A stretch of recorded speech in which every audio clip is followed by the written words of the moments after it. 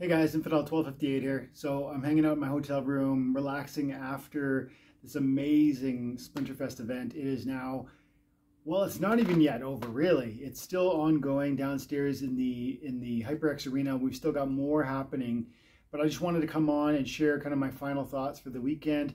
I'm sure I'll have more to say throughout the week here as we gather in live events, whether it's because of my YouTube membership and doing lives with you guys, or whether it's Splinterlands TV doing lives there. This is going to be a point of conversation for probably days to come, because there's so much that happened. But today, in this video, I just want to spend a few minutes, I don't know, 10, 15 minutes talking about some of the real key moments from Splinterfest 2022, things that were really striking to me, that were really important to me, and some really, hopefully, exciting things for you to think about, both from a development of the game standpoint, but also from the community, the kind of the joy and the excitement around what our community is doing. People from all over the world came to this thing, man. Met people from New Zealand, met people from America, Canada, Europe, Japan, some of the best. I don't know if you guys tuned in for the tournaments, but I want to say his name correctly. I've been saying Schnapoon. It's not. It's Schnapp. I think. Oh man, I don't remember how to say it. But you guys know who I mean. And actually, if you're listening to this one, drop a comment. Like, help me. Like, write it down with helping me understand how to pronunciate it correctly, because I want to give him respect. Guy crushing it, man. Came in second in the gold level tournament. And then that pays plots of land. So I don't know how many he got, but he won some amount of land plots for that. And then he competed strongly in the champion also. Like worldwide presence, guys, worldwide attention, worldwide excitement, people coming from all over the place. And I know you can't feel this, and me just saying it's not going to really convey what the experience was like, but I want to say it anyways.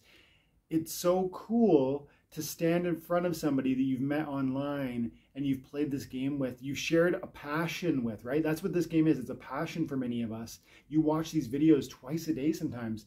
Thank you for supporting the channel, by the way. But, you know, that passion and that excitement that you hold and that I share, and then we can meet in the real world and we can, experience this special thing that we both love directly and side by side. It's been really amazing. Meeting some of the best content creators, some of my favorite content creators, including Ashley, Walking Keys, Bulldog, oh man, who else did I meet? Some of the best players, Lordo, just Lord, Virus, Jim Morgan for the first time in person. It's been really great to meet you, brother, if you're watching this video. I love you, bud. Hanging out with my good buddy from Canada, Mike. He's not a content creator. He's not even in Splinterlands. But that's the thing. The passion we hold for this game excites others to kind of explore. And he's downstairs now playing the game, playing Splinterlands for the first time ever. And I just think that our game is going to grow because of events like this and the presentation of passion that we have done this weekend. And so it's been amazing. It's been literally undescribable. And I want to say that, you guys know I sold my Byzantine Kitty, which is probably the best summoner in the game. Even with the new releases of Chaos Legion Legendary Summoners, you know, we've got Grandmaster Wraith, who's really excellent.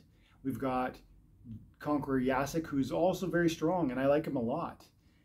But Kitty still stands alone in my mind. That True Strike with the speed is so, especially now with the speed meta kind of even going another level forward, right? There's more and more and more speed. Think about Yasik, think about Ilthane, think about, you know, Kelly has been strong for a few months. Who else? There's more that I'm forgetting right now.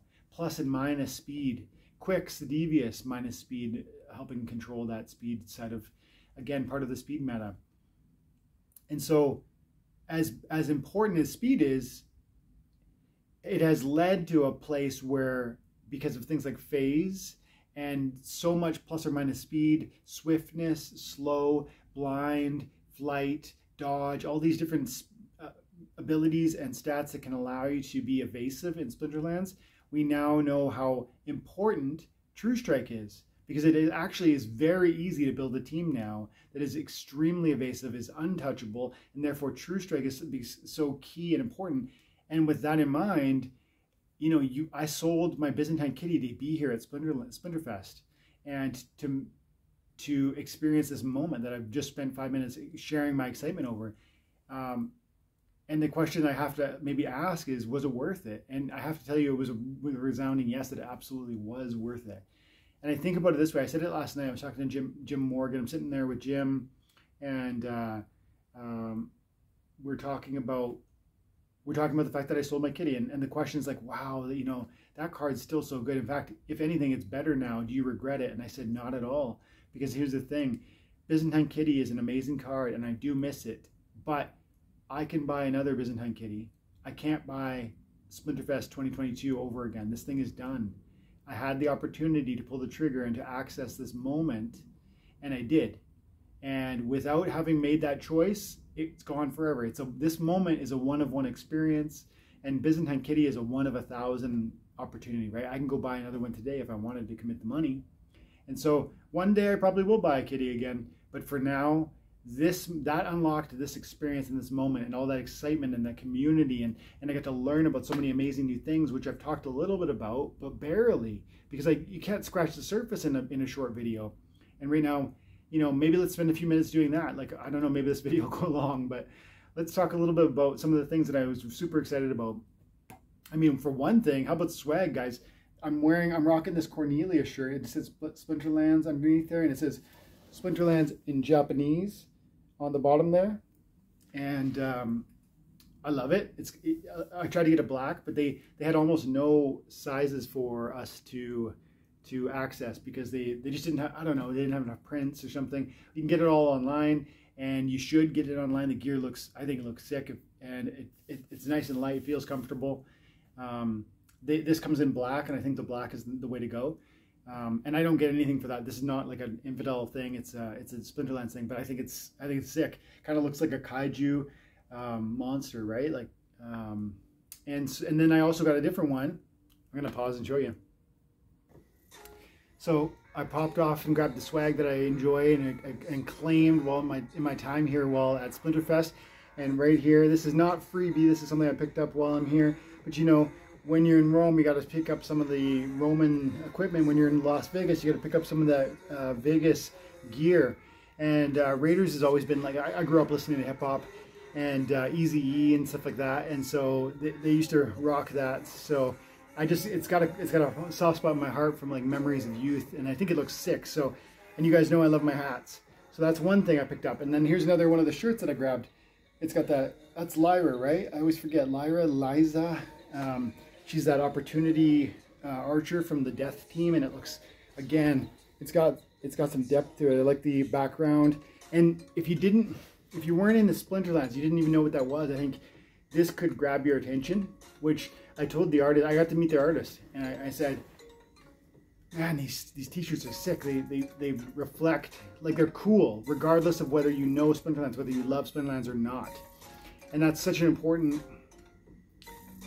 key with artwork, in my opinion. So love it. But let's keep going.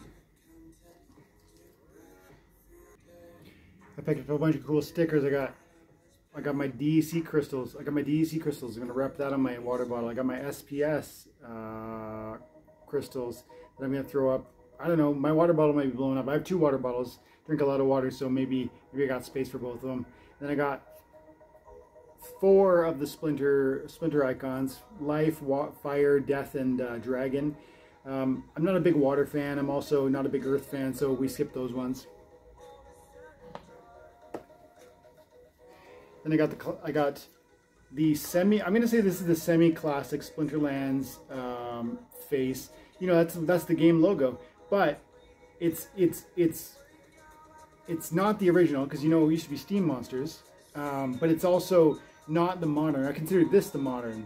And again, I know we still use this one, but I feel like this is becoming more and more the logo, and I love that simplicity of it. And then of course I got a swag bag with this guy on it, and I got 2 Chaos Legion packs, which I'm probably never going to open, but then again, maybe I will open just so I control Jimbo, because Jim Morgan's already saying he's gonna keep his packs forever, and then one day send them in for grading, and we're all laughing because, you know, they won't grade homebrew cards, but Jim's got visions of grandeur. I don't know. I don't want to open them. They're precious, but maybe one day on a stream we'll crack them. We'll open them together. And I had these commissioned before I went to share with the community here and just like share a little love. And it's got that, you know, that time and attention logo that's so important to me. Maybe we'll do some giveaways like on the channel from time to time with that. And lastly, these amazing, check this out. These amazing laser carved wood cards. Laser carved wood cards. They are beautiful. They are tactile. This is my Furious Chicken. 0 mana, 1 heart. So amazing. Beautiful. Lovely. And there was one more. This is the pièce de résistance. This is my, I can't afford Scarred Llama, but I can afford a wood foil version. This is the gold foil llama. You see how it's got a bit of sparkle behind the llama. When we compare it, let's hold it side by side with the chicken, and we'll see more differential. It's got like a sparkly green behind the llama, and you see how it's got that plastic reflector.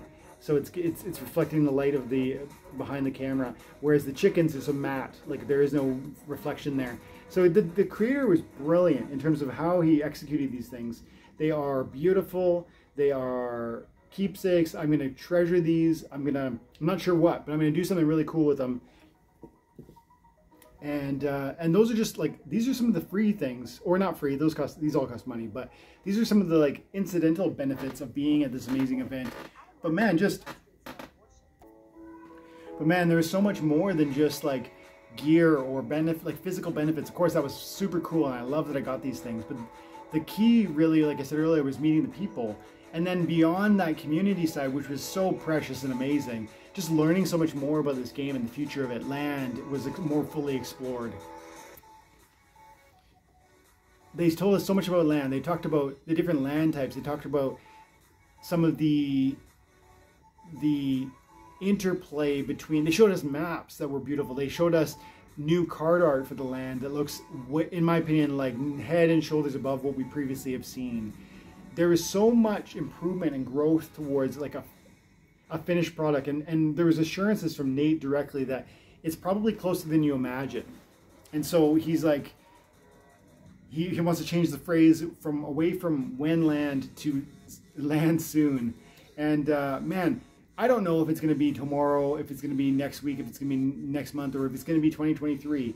But regardless of when it is, I left this conference experiencing a better vision and witnessing a growth in the vision for what land can be.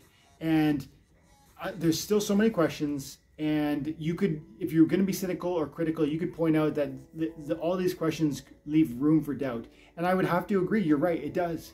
But I just feel so assured after hearing what I heard and seeing what I saw. And you can't recreate that exactly in a little conversation here, and especially not in 2 minutes talking on the land.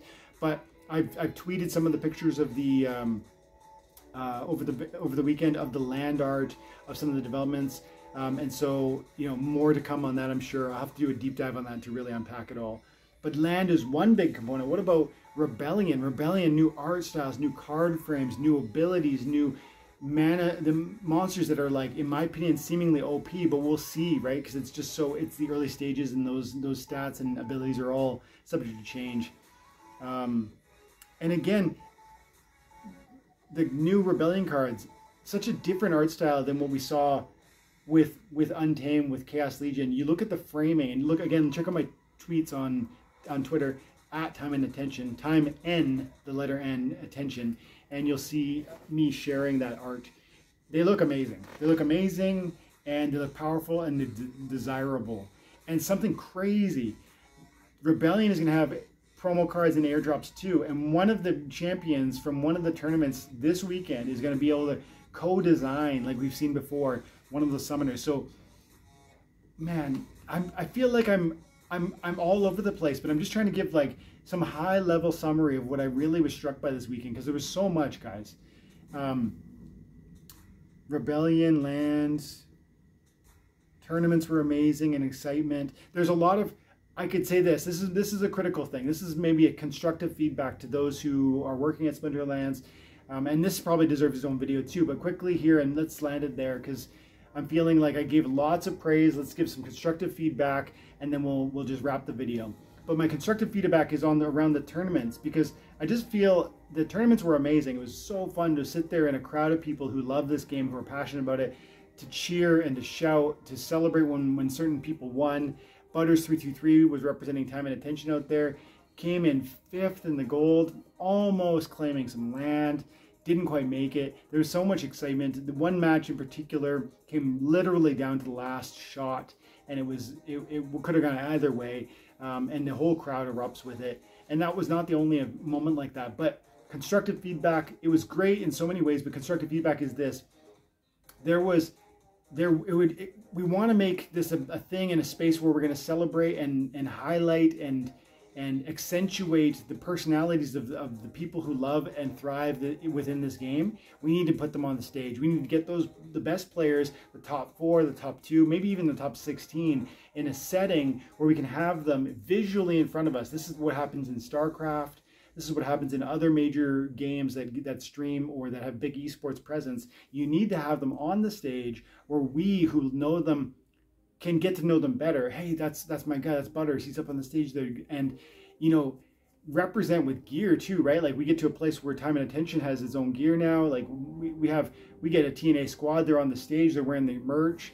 Maybe Luthien's squad had some people up there also. I know YGG had some people that were like really high level performers. Like we need to see that, and then you'd see the storylines are unfolding not just by the personalities of the people, not just the stories and background, which was shared, but I mean, I want them visible in front of me, and I want the interplay of like not just who they are, but where they represent. Like I said, Time and Attention, YGG. You know, I don't know other guilds I don't know other guilds off the top of my head, to be honest, but you know, Immortal Gods, get like representatives with merch as theirs, like showing there, and then you begin to put it all together. I think the picture becomes fuller, and we start to better understand who the heroes of the day are, because that's what they want to create. They want to show us and create this experience where we feel there's really some special people out there. Let's do that in a bigger way next time, and that's room for growth. And one more big thing for anybody who cares to listen: if you were there, you'll know this is probably true, and if you weren't there, you might not notice this, but I think we could make our tournaments of this nature so much better by simply curating the playlist of battles that we see. When I watch PGA golf, when I watch any sort of online competitive thing, sport or esport, I expect to be able to see a curated demonstration of the talent. What do I mean? I mean that I don't want to see the battles that are totally a wash, like somebody steamrolls another player, unless that's literally pivotal, because wow, that was a shocking defeat, like somebody who was really low level defeated somebody who was really high. Okay, then there's a story, and that makes it reasonable to include it within the curated list of matches that we witness, because we only see a small sample of the battles that happen. So let's make them the best battles.